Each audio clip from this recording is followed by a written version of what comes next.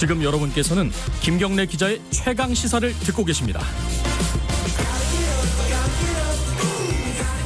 네, 코스피가 3천 돌파하고 과열이다 아니다 이런 논란들이 계속 벌어지고 있습니다. 개미들은 계속 사고 있어요.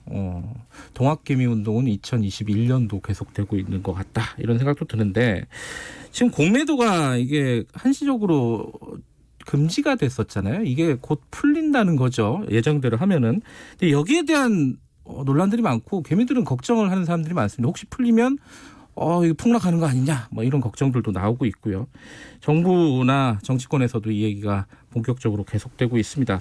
오늘은 이분한테 물어보는 게 가장 정확할 것 같습니다. 국회 정무위 더불어민주당 간사시죠. 김병욱 의원과 함께 이 얘기 좀 나눠보겠습니다. 김병욱 의원님 안녕하세요. 네, 안녕하세요. 반갑습니다. 예. 김병욱입니다. 예. 네.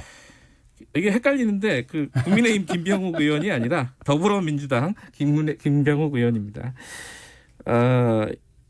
지금 증시 상황부터 여쭤봐야겠죠. 이게 금융 전문가시니까요, 사실. 네. 이게 과열이다 아니다. 이게 말들이 좀 많잖아요. 그리고 최근에 원희룡 지사하고도 약간의 논쟁도 있었어요. 그죠? 그렇죠. 어떻게 보세요? 지금 증시? 우리 증시? 국회의원 입장에서 지금 증시 상황을 과열이다. 네. 아니다. 정상적이다라고 평가할 수는 없다고 보고요. 네. 아마 어느 애널리스트라 하더라도 과열일 가능성이 있다.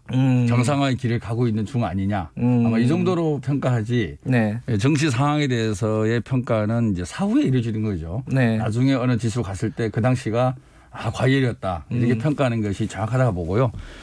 지금 상황에 대해서는 과열의 징조는 분명히 보이죠. 네, 공포지수가 올라간다든지, 네네. 은행의 신용 대출이 는다든지, 증권사의 신용융자가 많이 늘어나고 있다든지, 그리고 우리 주변에 보면 일부가 B2나 또 연끌 투자를 하고 있는 거는 또 눈에 보이거든요. 네. 네, 그런 걸로 봤을 때는 투자자의 과열 현상은 일부는 있는데 이것이 우리나라 증시의 새로운 도약을 위한 과정인지 정말로 이게 단기 고점의 과열을 찍는 건지는 나중에 평가가 나오는 것이지 지금은 당장이 어렵다는 생각이고요. 예. 어찌됐든 주식 투자는 본인의 판단과 책임하에 여윳돈으로 해야 된다는 거 분명히 좀 말씀드리고 싶습니다. 그러니까 예. 근데 이제 예를 들어 이제 원희룡 지사 같은 경우에는 우리 주가를 평가하는 여러 가지 지수들 중에 PER 이런 게 있잖아요.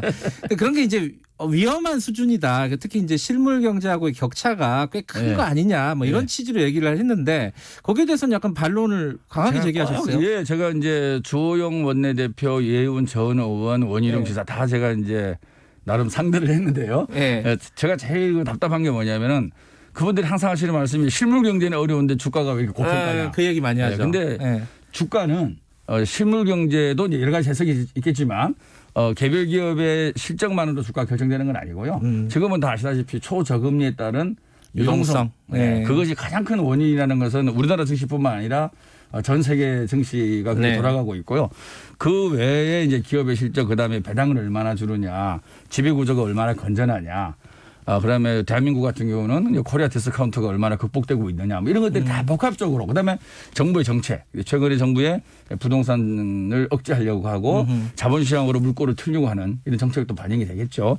이런 것들이 모두 종합적으로 반영된 것이 종합주가 지수죠. 그런데 그런 것들을 감안하지 않았다는 말씀을 드리고 싶고요. 두 번째는 자꾸 기업 실적이 안 좋다고 말씀하시는데 주식시장에 상장돼 있는 기업들은 주로 대기업 우량주가 많이 주식을 선다고 있지 않습니까? 지금 보면 그 기업들의 실적은 상당히 좋아요. 원희룡 지사님도 엊그제 말씀하시는 퍼라는 거는 최소한 앞으로 6개월, 12개월 미래의 수익 가치를 갖고 현재 주가가 비싸냐 안 비싸냐 따지는 거거든요. 그런데 지사님께서는 이제 과거 2019년 데이터를 갖고 그러면 테슬라가 과거에는 적자였지 않습니까? 지금 주가가 엄청 비싸잖아요. 그럼 테슬라 주가가 고평가다라고 일방적으로 얘기할 수 있겠나요? 그게 아니고 주가는 미래를 바라보고 뛰어가는 마차예요.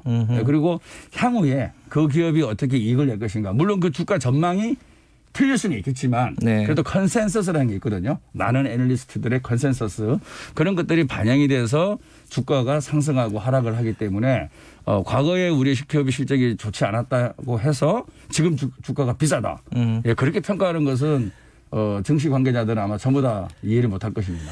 증시만 가지고도 뭐 한두 시간 얘기할 수 있겠지만은 오늘은 공매도를 좀 예. 얘기를 해야 되는데 예. 공매도가 이제 주가가 한참 폭락할 때 이제 중지를 시켰잖아요. 금지를 시킨 거잖아요. 그죠? 일시적 중지. 예. 근데 지금 이제 예정대로 하면은 3월 15일 날 풀어야 되는 거 아닙니까? 그죠? 이제 그러면 16일부터 재개가 될 예. 예정이라고 발표를 했었죠. 그러면 예정대로 풀면 되는 거잖아요. 주가도 상당히 올랐고. 예. 왜 뭐가 문제인 겁니까, 지금? 고민이 네. 뭐예요? 예. 핵심은 뭐냐면은 예. 가장 크게 중요한 것이 우리나라 주식시장이 외국의 주식시장과 다르다는 거예요. 뭐가 다르냐? 네. 개인 투자자들의 참여 비율이 너무 높아요. 아. 그러니까 개인들이 금융기관을 통해서 예. 소위 펀드라고 그러죠. 펀드를 통해서 간접 투자를 하는 게 보통 선진국들의 투자 패턴이죠. 네. 그래서 간접 투자와 직접 투자가 예. 어느 정도 균형을 잡아 나가야 되는데 예. 우리나라는 기관들이 신뢰를 많이 상실했어요. 그동안에 불안전 판매라든지 또 수익률을 제대로 못 내주는 바람에 네. 개인들이 기관에 돈을 맡기기보다는 자기가 공부해서 투자를 하는 그래서 우리 개미 투자자들이 되게 스마트해지고 똑똑해졌죠.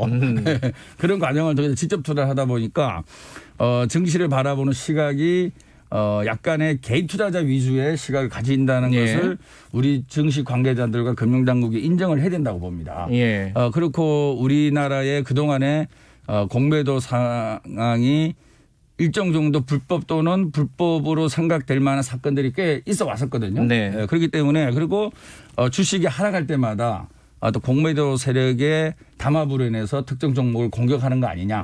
그런 또 우리도 있어 왔었고요. 하지만 공매도로 인해서 주가가 조작이 됐다라는 아직은 증거는 없어요. 그래서 이 공매도 논쟁에 있어서 이 개미 투자가들이 갖고 있는 심리적 어떤 공매도에 대한 공포감과 실질적으로 시장에서 이것이 주가 조작으로까지 이어졌다라고 하는 객관적 증거가 없는 그런 개입이 있는 게 사실입니다. 그래서 이 공매도는 사실은 순기능도 분명히 있거든요. 예. 이 매수라는 한 방향이 아니라 내가 주식을 갖고 있지 않더라도 차입을 통해서 매도를 한 후에 일정 기간 그 주식을 메꿔 넣는 거죠. 그러므로써 쌍방향의 거래를 활성화시키고 적정한 가격을 찾아가고 그리고 주가가 일정 정도 너무 과잉 오버슈팅 됐을 때를 오버슈팅 되었다고 생각하는 사람들은 또 그 방향에서 매도를 할 수 있는 기회를 주게 되고 뭐 이런 순기능도 있는데 그런 순기능보다는 지금 우리 개인 투자들이 갖고 있는 거는 역기능에 많은 그 관심을 갖고 있고 그동안의 개미 투자자들이 공매도로 인해서 상당한 피해를 봐왔다라는 피해의식에 많이 이게 기울어져 있는 거죠. 예. 자, 그러면 지금 이 순간에 어떻게 할 것이냐. 그렇죠. 그게 문제죠. 그게 문제죠. 예. 그죠? 핵심은 그거죠. 공매도 시장이 개미 투자자들한테도 페어한 시장이냐 공정한 시장이냐 네. 그게 핵심이라고 봐요. 그래서 과거에 많은 공매도의 문제점이 있어 왔고요. 제가 이제 올 1월 달부터 계속 공매도를 한시적으로 금지하자. 그래서 제가 주장을 했었고 그게 이제 수용이 됐었고요. 그다음에 작년 1월부터. 그렇죠. 작년 1월부터. 그리고 작년 또 9월에 한 번 더 연장이 돼서 두 번이 이제 공매도 금지가 되고 있는데 그러면 이제 지금까지 우리가 가만히 있지 않았을 거 아닙니까? 네. 저희 국회라든지 금융위가 노력을 해서 이제 제도 개선을 많이 이뤄놨어요. 그리고 작년 12월에 법도 통과시켰습니다. 그래서 공매도 금지할 수 있는 근거도 만들어 놓고요. 불법 공매도인 경우에는 벌금, 그다음에 과징금, 형사처벌까지 하게끔 또 법을 만들어 놨고요. 네. 그다음에 대차거래, 주식을 빌리는 거래, 대차거래를 확인할 수 있게끔 5년간 관련 자료를 보관하게끔 하는 또 그런 법도 만들어 놨고요. 또 유상증자 공시 이후에는 공매도를 제한하는 그것도 만들어 놓고요. 그리고 최근에는 이제 시장 조성자 제도도 지금 개선을 하고 있고 내용을 발표를 했고요. 그리고 개인 투자자들이 얼마나 공매도 시장에 참여를 허용하는 것이 옳은 것인가 라는 부분도 지금 논의를 하고 있어요. 그래서 과거에 우리가 공매도 시장과 지금 제도 개선이 이루어졌고 제도 개선이 진행되고 있는 과정 그리고 그것이 완결됐을 때에 우리 시장이 어떻게 될 거라는 거는 또 별개의 문제라고 봐요. 네. 그래서 저는 일부에서 과거의 그런 공매도의 불법성을 갖고 지속적으로 앞으로도 공매도 시장이 무조건 기울어진 운동장일 것이라고 일방적으로 주장하는 것도 문제가 있다고 봅니다. 그런 제도 개선 전혀 없고 예. 지금은 이제 그런 공매도 시장에 문제점이 생겨서 제도를 개선하고 있고 성과를 내고 있거든요. 예. 그러면 이 제도 개선의 효과가 우리 시장에 어떻게 반영될 것인가라는 것을 종합적으로 검토를 해보고 네. 상당히 공정해졌다. 예. 그러면 이제 공매도를 제기하는 것이 바람직하고요. 그럼에도 불구하고 이 제도 개선이 미흡하다. 그러면 공매도 금지를 더 연장을 해야 되겠죠. 그래서 우리 시장을 객관적으로 합리적으로 보면서 이 시장을 접근해야지 네.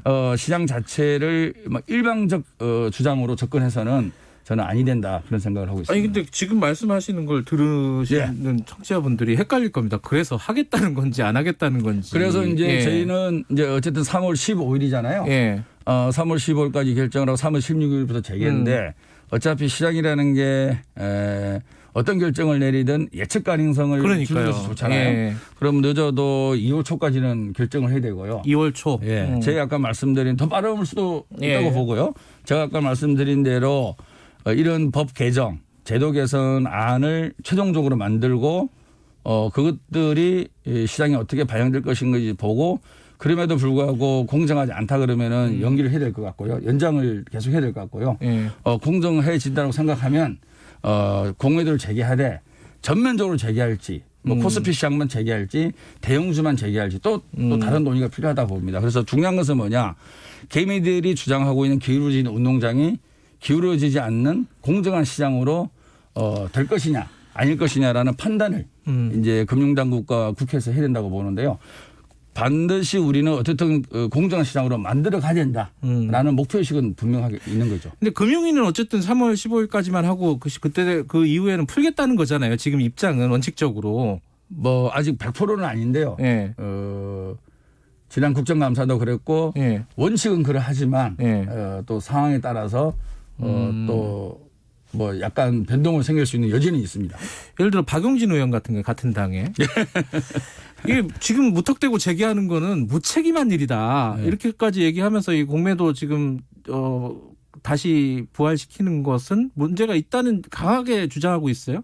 여기에 대해서는 어떻게 보세요? 아니 이제 뭐 동료 의원의 발언이라서 제가 네. 직접 비판하기는 그런데 어쨌든 과거에 있었던 그런 그 불법 공매도로 의심되는 사례예요. 네. 불법 공매도가 아니고 의심되는 사례인데 제가 아까 말씀을 드렸잖아요. 그런 것들이 전산 시스템이나 관련 제도를 개선을 통해서 공정하게 탈바꿈되면 네. 당연히 공매도를 제기해야 되는 거죠. 근데 그 주장대로 계속적으로 그런 불법 공매도로 의심되는 사태가 지속될 거다. 그렇게 된다 그러면 공매도를 금지를 계속하는 게 좋겠죠. 다시 말해서 주식 시장에 있어서의 두 가지죠. 불법한 거래라든지 주가 조작이 생겼을 때에 정말로 징벌적 손해배상이 가능하게끔 과한 처벌을 하는 거. 예. 아까 제가 말씀드린 대로 과징금이라든지 그다음에 형사처벌이라든지 벌금 제도를 도입했다 그랬습니까? 그래서 저는 상당히 효과가 있으리라고 봅니다. 이것이 제대로 시행이 되면 상당히 불법 공매도 자체를 엄두를 못 낼 것이다 라는 저는 확신이 있어요. 그렇지만 우리가 아무리 법을 완벽하게 만들어도 이 법망을 빠져나갈 수도 있고 네. 또 우리가 실수할 수도 있고 경우가 생기지 않습니까? 그렇기 때문에 이런 처벌도 중요하지만 사전 차단하는 불법 공매도를 원천적으로 차단하는 시스템을 구축하는 것도 상당히 중요하죠. 그래서 이 사전 차단하는 시스템이 얼마나 완비된 시스템이냐 거기에 대해서는 이견이 있는 거죠. 아니 그러면은 예. 지금 말씀을 들어보니까 김병훈 의원께서는 어느 정도 제도 개선은 이루어졌기 때문에 전면적인 부활은 아니더라도 일부분 아까 뭐 종목별로 혹은 시장별로 좀 제한해서 공매도를 다시 시행하는 쪽으로 지금 생각하고 계시는 것 같아요. 제가 듣기로는. 맞습니까? 그렇습니까? 예. 아닌가요? 아니 그러니까 제 말씀은 예. 우리 시장의 제도가 그러니까 우리 시장 참여자 중에서 공매도 자체를 부인하는 사람도 일부 있어요. 네. 예. 맞아요. 공매도 자체가 안 된다. 그렇지 않고 대부분의 사람들은 공매도는 나름대로 순기능이 있는데 좀 개인들한테 불리하지 않았느냐라는 예. 반론이거든요. 다시 말해서 개인들에게 불리했다라는 것이 그렇지 않다. 앞으로는 시장이 공정하게 잘 될 것이고 이런 모니터링 시스템 그다음에 불법 공매도에 대한 철저한 징벌적 손해배상 네. 그리고 금융당국의 감시 감독 이런 것들이 완벽하게 됐을 때는 알겠습니다. 우리 네. 공매도도 허용되는 것이 바람직하지 않느냐라는 또 주장들도 상당히 있는 거죠. 알겠습니다. 그래서 저희 국회에서는 이것을 일방적으로 해석하기보다는 경제라는 것은 부드럽게 터치를 해야 되거든요. 쇼크가 없게. 네. 그래서 잘 어루만져서 시장에 충격이 없게 우리 자본시장이 한 발 더 발달할 수 있도록 저희가 최선의 노력을 다해야 되지 않는가. 알겠습니다. 그런 생각입니다. 책임지는 자리에 계시니까 말을 이렇게 딱 잘라서 하시지는 못하겠지만은 20초밖에 안 남았는데 그런가요? 이거 선거 때문에 개미들 눈치 본다 이런 지적에 대해서는 어떻게 생각하세요? 눈치가 아니라요. 예. 아까 말씀드린 대로 우리나라의 주식시장은 개미들이 주도하고 있는 전 세계에서 유일한 시장입니다. 따라서 개미들의 목소리에 귀를 기울이는 것이 국회의 임무고 금융당국도 마찬가지라고 봅니다. 다만 우문현답이네요. 여기까지 듣죠. 고맙습니다. 김병욱 의원이었습니다. 고맙습니다. 예, 고맙습니다. 1부 여기까지고요. 잠시 후 8시 2부로 돌아옵니다.